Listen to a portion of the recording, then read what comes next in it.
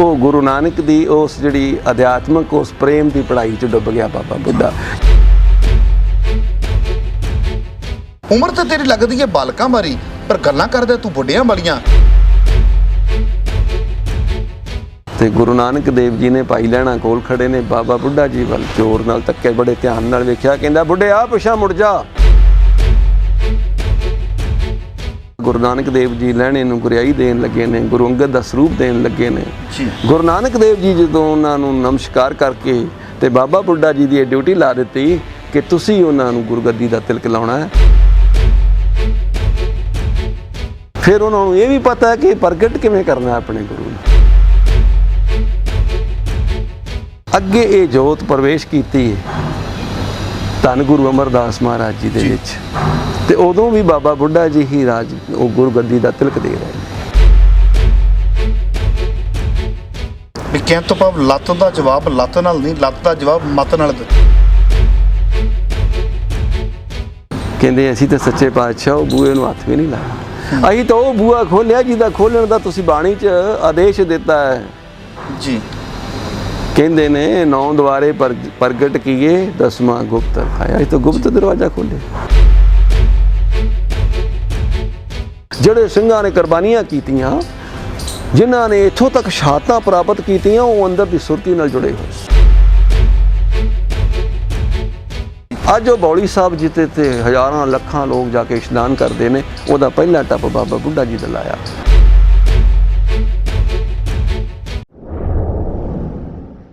ਦੇਸ਼ ਵਿਦੇਸ਼ ਦੇ ਸਾਰੇ ਦਰਸ਼ਕਾਂ ਦਾ ਮੈਂ ਹਰਪ੍ਰੀਤ ਸਿੰਘ ਮਖੂ ਤਹਿ ਦਿਲ ਤੋਂ ਸਵਾਗਤ ਕਰਦਾ ਹਾਂ। ਦਰਸ਼ਕੋ, ਤੁਹਾਡੇ ਪਸੰਦੀਦਾ ਪ੍ਰੋਗਰਾਮ ਦੇ ਵਿੱਚ, ਜਿਵੇਂ ਕਿ ਤੁਹਾਨੂੰ ਪਤਾ ਹੈ, ਕੋਈ ਨਾ ਕੋਈ ਸ਼ਖਸੀਅਤ ਲੱਭਦਾ ਵਾਂ, ਖੋਜ ਕਰਦਾ ਵਾਂ, ਕਿੰਨੀ ਕੁ ਜਾਣਕਾਰੀ ਰੱਖਦੇ ਨੇ, ਫਿਰ ਉਹਨਾਂ ਦੇ ਘਰ ਤੱਕ ਪਹੁੰਚ ਕਰਦਾ ਵਾਂ ਤੇ ਇੱਕ ਨਵਾਂ ਪ੍ਰੋਗਰਾਮ ਲੈ ਕੇ ਤੁਹਾਡੇ ਰੂਬਰੂ ਹੁੰਦਾ ਵਾਂ।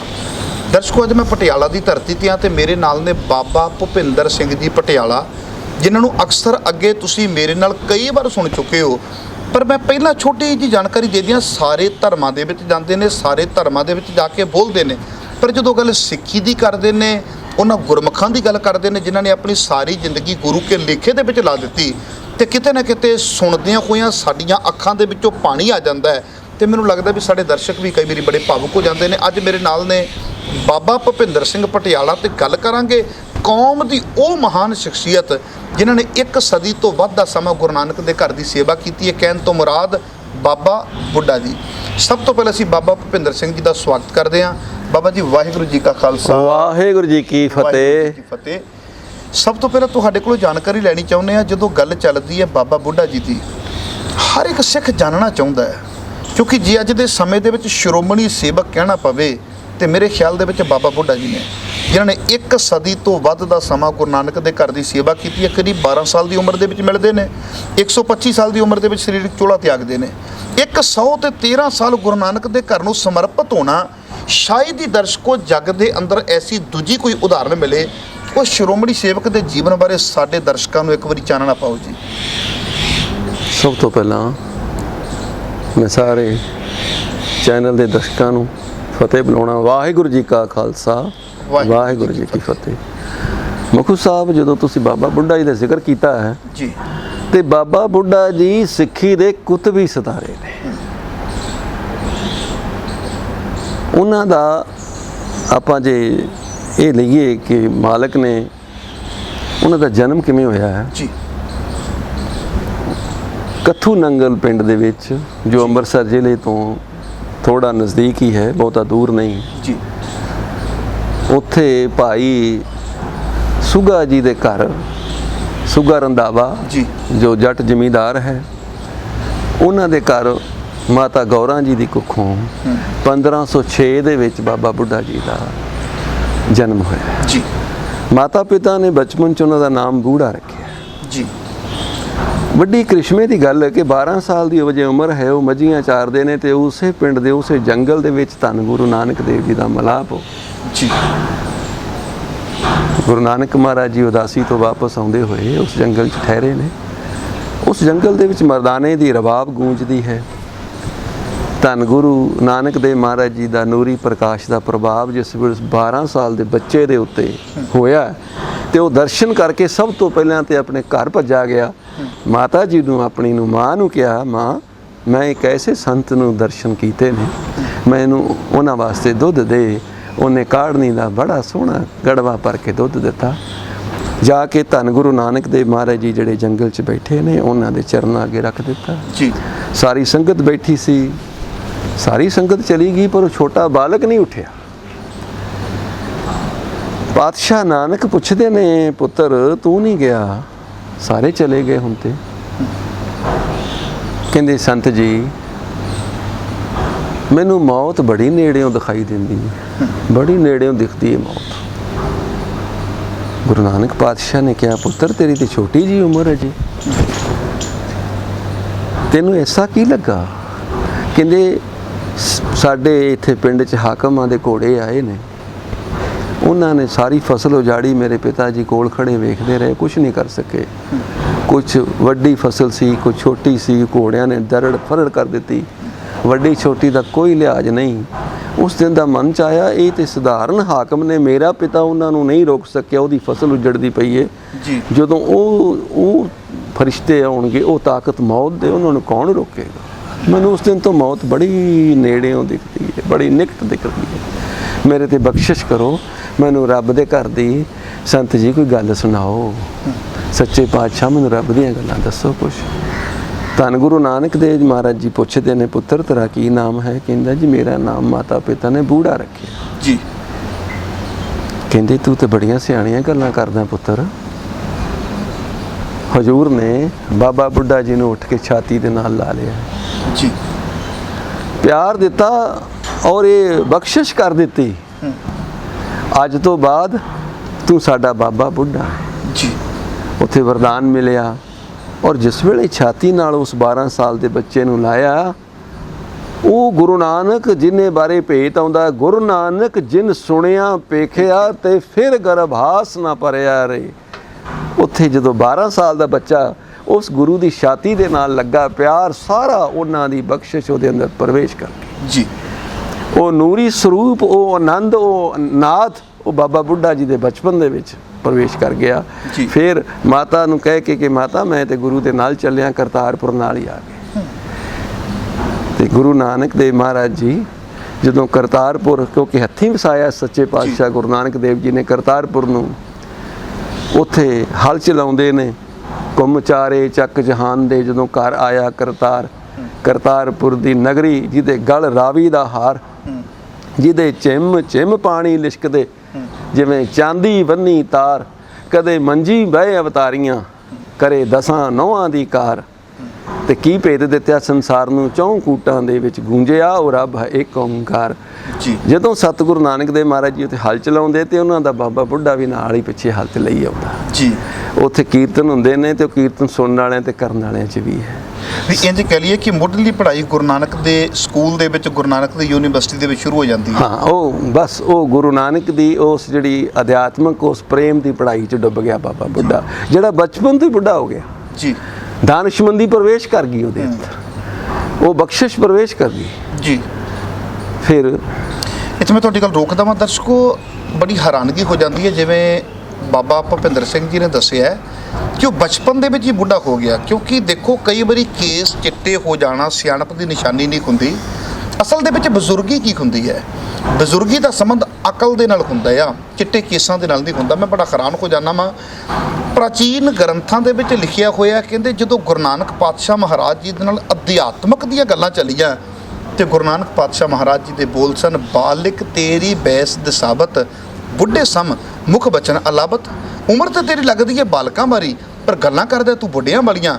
ਬੜੀ ਹੈਰਾਨਗੀ ਦੀ ਗੱਲ ਹੈ। ਇਸ ਕਰਕੇ ਗੁਰੂ ਘਰ ਦੇ ਵਿੱਚੋਂ ਮਿਲਿਆ ਹੋਇਆ ਸਤਿਕਾਰਯੋਗ ਅਹੁਦਾ, ਸਤਿਕਾਰਯੋਗ ਲਕਬ, ਜਿਸ ਨੂੰ ਕਿਹਾ ਜਾਂਦਾ ਸੀ ਬਾਬਾ ਬੁੱਢਾ ਜੀ।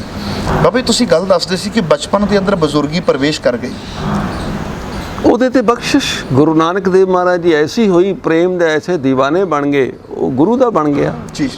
ਕਿਉਂਕਿ 12 ਸਾਲ ਦੀ ਉਮਰ ਦੇ ਵਿੱਚ, ਤੇ ਅੱਗੇ 1539 ਦੇ ਵਿੱਚ ਗੁਰੂ ਨਾਨਕ ਦੇਵ ਮਹਾਰਾਜ ਜੀ ਨੇ ਇੱਕ ਕੌਤਕ ਵਰਤਿਆ, ਲੰਬਾ ਚੋਲਾ ਪਾਲਿਆ, ਹੱਥ ਵਿੱਚ ਸੋਟਾ ਫੜਿਆ, ਐਸਾ ਸਰੂਪ ਧਾਰਿਆ, ਜੰਗਲ ਵੱਲ ਚੱਲ ਪਏ। ਤੇ ਹੌਲੀ ਹੌਲੀ ਸਾਰੀ ਸੰਗਤ ਜਿਹੜੀ ਮਗਰ ਗਈ ਸੀ, ਕਿਸੇ ਨੂੰ ਮੋਤੀ ਮਿਲੇ, ਕਿਸੇ ਨੂੰ ਕੁਛ ਮਿਲਿਆ, ਉਹ ਇੱਕ ਚੱਲਦੀ ਕਹਾਣੀ ਸਾਖੀ ਆਉਂਦੀ ਹੈ। ਉਹ ਮੁੜਦੇ ਗਏ ਭਾਈ ਲਹਿਣਾ ਤੇ ਬਾਬਾ ਬੁੱਢਾ ਜੀ ਉਹ ਜੰਗਲ 'ਚ ਤੁਰੇ ਆਉਂਦੇ ਨੇ ਗੁਰੂ ਨਾਨਕ ਜੀ ਦੇ ਨਾਲ।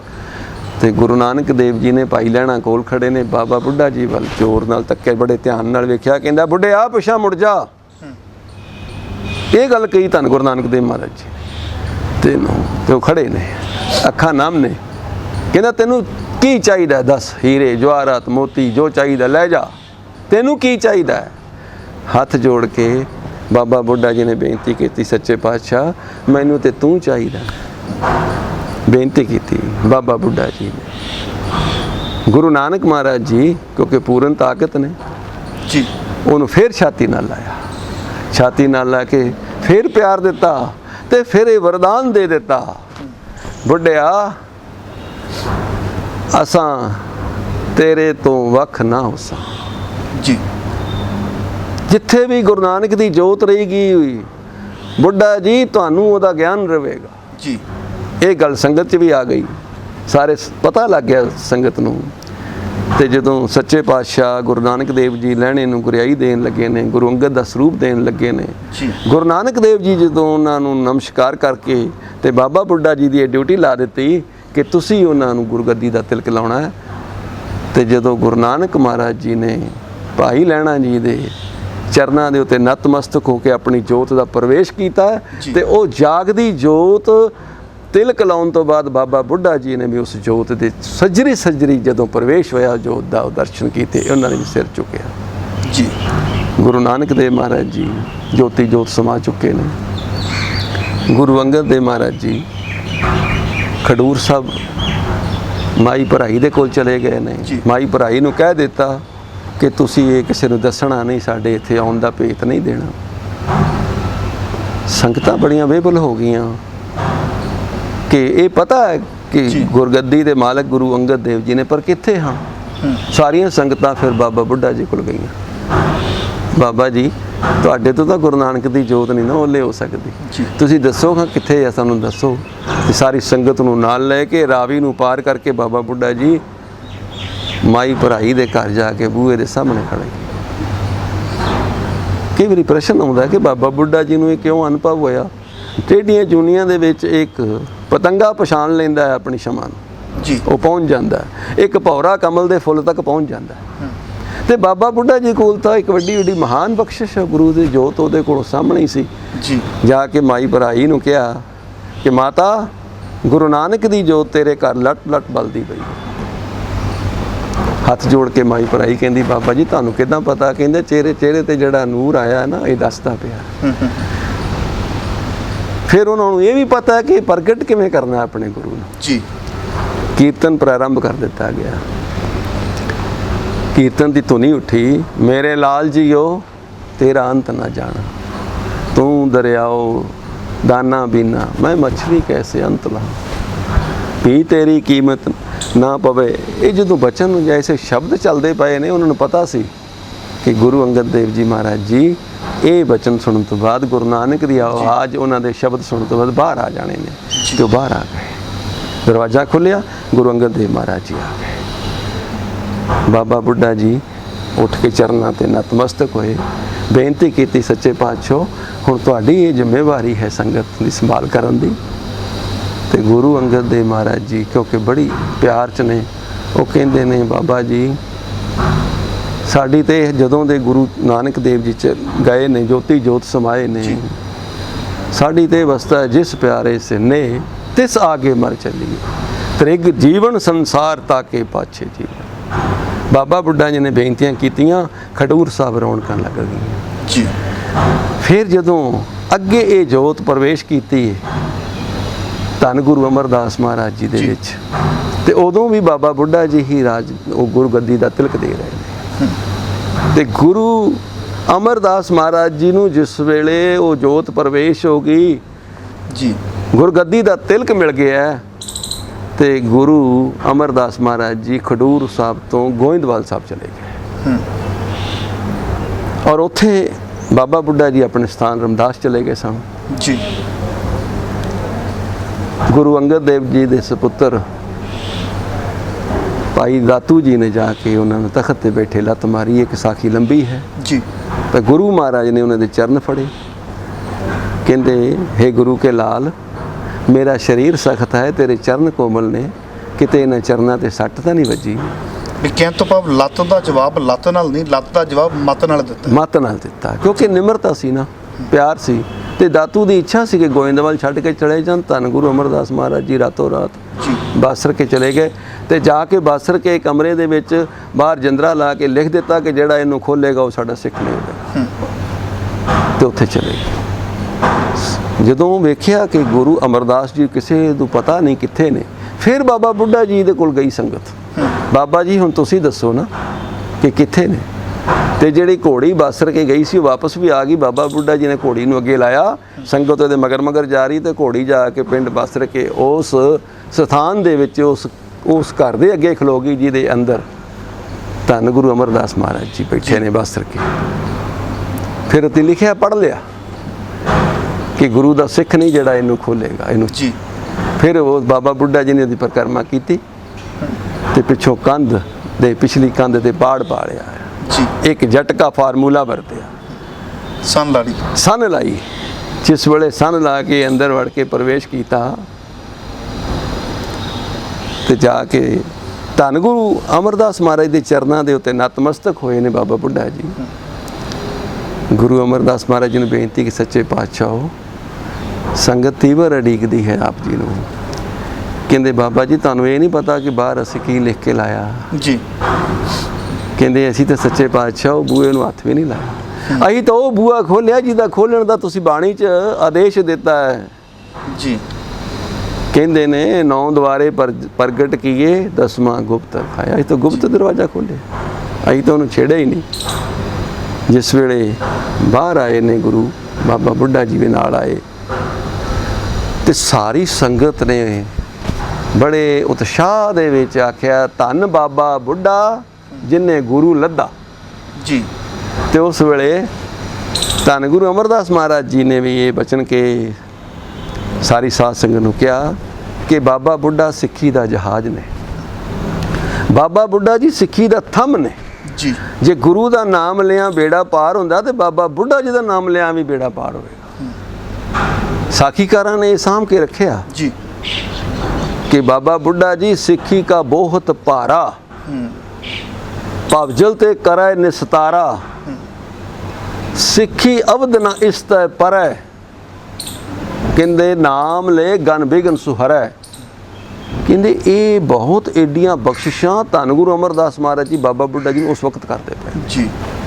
ਤੇ ਫਿਰ ਬੇਨਤੀ ਕੀਤੀ, ਤੇ ਮਹਾਰਾਜ ਜੀ ਵਾਪਸ ਗੋਇੰਦਵਾਲ ਸਾਹਿਬ ਆ ਗਏ। ਇੱਕ ਹੋਰ ਜਾਣਕਾਰੀ ਦਿਓ, ਜਿਹੜੀ ਤੁਸੀਂ ਗੱਲ ਕੀਤੀ ਹੈ ਵੀ 9 ਦਰਵਾਜ਼ੇ ਪ੍ਰਗਟ ਕੀਏ 10ਵਾਂ ਗੁਪਤ ਰਖਾਇਆ, ਬਈ ਇਹ ਰਮਜ ਤੁਹਾਡੇ ਕਹਿਣ ਤੋਂ ਭਾਵੇਂ ਹੈ ਵੀ ਜੇ ਸ਼ਬਦ ਨੂੰ ਪ੍ਰਗਟ ਕਰਨਾ ਤੇ ਇਹਨਾਂ ਦਰਵਾਜ਼ਿਆਂ ਵਿੱਚੋਂ ਨਹੀਂ।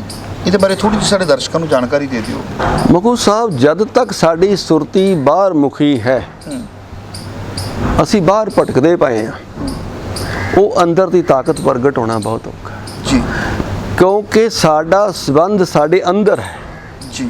ਬਾਹਰ ਦਾ ਜੇ ਕਰਮ ਵੀ ਦਿਖਾਈ ਦੇ ਰਿਹਾ ਤਾਂ 1% ਹੈ, 99% ਸ਼ਕਤੀ ਉਹਦੇ ਅੰਦਰ ਖੜੀ ਹੈ। ਇਸ ਕਰਕੇ ਜਦ ਤੱਕ ਅਸੀਂ ਸਿੱਖੀ ਦੇ ਵੀ ਇਹ ਨਿਸ਼ਾਨੀ ਪਹਿਲ ਇਹ ਹੈ ਕਿ ਜਦ ਤੱਕ ਅੰਤਰ ਆਤਮਾ ਤੋਂ ਨਿਰਮਲ ਨਹੀਂ ਹੋ ਜਾਂਦਾ ਜੀਵ ਜੀ, ਅੰਤਰ ਆਤਮਾ ਤੋਂ ਸ਼ੁੱਧ ਨਹੀਂ ਹੋ ਜਾਂਦਾ, ਉਹ ਪ੍ਰਾਪਤੀ ਨਹੀਂ ਹੋ ਸਕਦੀ ਜੀ। ਬਾਹਰ ਸੰਸਾਰ 'ਚ ਪਦਾਰਥਕ ਦੀ ਦੁਨੀਆ ਦੇ ਵਿੱਚ ਭਟਕਦੇ ਰਹੋ। ਇਹ ਤਾਂ ਬਹੁਤ ਚਿੰਤਕ ਵੀ ਕਹਿੰਦੇ ਨੇ ਕਿ ਇੱਕ ਪਾਸੇ ਹੋਈ ਪਦਾਰਥਕ ਉਨਤੀ ਨੇ ਜ਼ਿੰਦਗੀ ਦੀਆਂ ਉਚੇਰੀਆਂ ਕੀਮਤਾਂ ਦੇ ਨਾਲੋਂ ਮਨੁੱਖ ਦਾ ਮੋਹ ਤੋੜ ਦਿੱਤਾ। ਅੱਜ ਮਨੁੱਖ ਬੇਵਿਸ਼ਵਾਸੀ ਦੇ ਸੰਘਣੇ ਜੰਗਲਾਂ ਵਿੱਚ ਭਟਕਦਾ ਹੋਇਆ ਪਾਗਲਾਂ ਵਾਂਗ ਬਰੂਦ ਆਪਣੇ ਪਿੰਡੇ ਤੇ ਮਲ ਕੇ ਬਲਦੀ ਹੋਈ ਅੱਗ ਵੱਲ ਦੌੜ ਰਿਹਾ ਹੈ। ਜਿੰਨਾ ਚਿਰ ਤੱਕ ਸੁਰਤੀ ਬਾਹਰ ਮੁਖੀ ਹੈ, ਤੁਸੀਂ ਅੰਦਰ ਦੇ ਆਨੰਦ ਤੇ ਅੰਦਰ ਦੀ ਲੀਲਾ ਨਾਲ ਨਹੀਂ ਜੁੜ ਸਕਦੇ। ਇਹ ਅੰਦਰ ਦਾ ਆਨੰਦ ਹੈ, ਅੰਦਰ ਦੀ ਗਤੀ ਹੈ। ਜਿਹੜੇ ਸਿੰਘਾਂ ਨੇ ਕੁਰਬਾਨੀਆਂ ਕੀਤੀਆਂ, ਜਿਨ੍ਹਾਂ ਨੇ ਇੱਥੋਂ ਤੱਕ ਸ਼ਹਾਦਤਾਂ ਪ੍ਰਾਪਤ ਕੀਤੀਆਂ, ਉਹ ਅੰਦਰ ਦੀ ਸੁਰਤੀ ਨਾਲ ਜੁੜੇ ਹੋਏ ਸੀ ਜੀ। ਕਾਨੂੰਵਾਨ ਦੇ ਜੰਗਲਾਂ ਵਿੱਚ ਰਹਿਣ ਵਾਲਿਆਂ ਦਾ ਸਿੱਖਾਂ ਦਾ ਜੀਵਨ ਸੀ, ਉਹ ਅੰਦਰ ਜੁੜੇ ਸਨ। ਉਹਨੂੰ ਬਾਹਰ ਦੀਆਂ ਸਹੂਲਤਾਂ ਦਾ ਤਿਆਗ ਕੀਤਾ ਸੀ। ਅੱਜ ਸਾਡੇ ਸਿੱਖਾਂ ਕੋਲ ਜੇ ਬਹੁਤ ਵੱਡੇ ਅਸੀਂ ਸਾਧਨ ਬਣਾ ਵੀ ਲਏ ਨੇ, ਪਰ ਇਹ ਸਾਰਾ ਜਿਹੜਾ ਅੱਜ ਦਾ ਜਿਹੜਾ ਵਾਤਾਵਰਨ ਬਣਿਆ ਪਿਆ, ਜਦੋਂ ਤੁਸੀਂ ਅਸੀਂ ਬਾਹਰ ਮੁਖੀ ਰਹਿੰਦੇ ਅੰਤਰ ਦੇ ਨਾਲ ਨਹੀਂ ਜੁੜਨਾ, ਉਹ ਗੱਲ ਨਹੀਂ ਬਣਨੀ। ਇਹ ਅੰਦਰ ਦੀ ਖੇਡ ਬੜੀ ਤੇ ਬਖਸ਼ਿਸ਼ ਬਾਣੀ ਦੇ ਵਿੱਚ ਵੀ ਕੀਤੀ ਹੈ ਕਿ ਸਾਡੇ ਅੰਦਰ ਦਾ ਭੇਤ ਅਸੀਂ ਕਿਵੇਂ ਖੋਲ੍ਹਣਾ ਜੀ।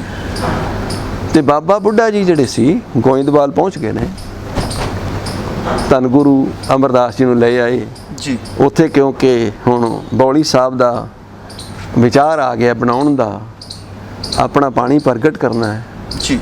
ਤੇ ਸਾਰਿਆਂ ਨੂੰ ਇਹ ਸੀ ਕਿ ਦਿਨ ਫਿਕਸ ਕਰ ਦਿੱਤਾ ਗਿਆ ਕਿ ਅੱਜ ਬੌਲੀ ਸਾਹਿਬ ਦੇ ਟੱਪ ਲੱਗਣਾ ਤੇ ਇਹ ਟੱਪ ਤੇ ਗੁਰੂ ਸਾਹਿਬ ਆਪ ਲਾਉਣਗੇ। ਪਰ ਜਦੋਂ ਕਈ ਲੈ ਕੇ ਆਏ ਤੇ ਉਸ ਵੇਲੇ ਬਾਬਾ ਬੁੱਢਾ ਜੀ ਨੂੰ ਆਵਾਜ਼ ਮਾਰੀ ਧੰਨ ਗੁਰੂ ਅਮਰਦਾਸ ਮਹਾਰਾਜ ਜੀ ਨੇ, ਬਾਬਾ ਜੀ ਇਹ ਟੱਪ ਤੁਸੀਂ ਲਾਓਗੇ ਜੀ। ਅੱਜ ਉਹ ਬੌਲੀ ਸਾਹਿਬ ਜਿੱਤੇ ਤੇ ਹਜ਼ਾਰਾਂ ਲੱਖਾਂ ਲੋਕ ਜਾ ਕੇ ਇਸ਼ਨਾਨ ਕਰਦੇ ਨੇ, ਉਹਦਾ ਪਹਿਲਾ ਟੱਪ ਬਾਬਾ ਬੁੱਢਾ ਜੀ ਦਾ ਲਾਇਆ ਜੀ।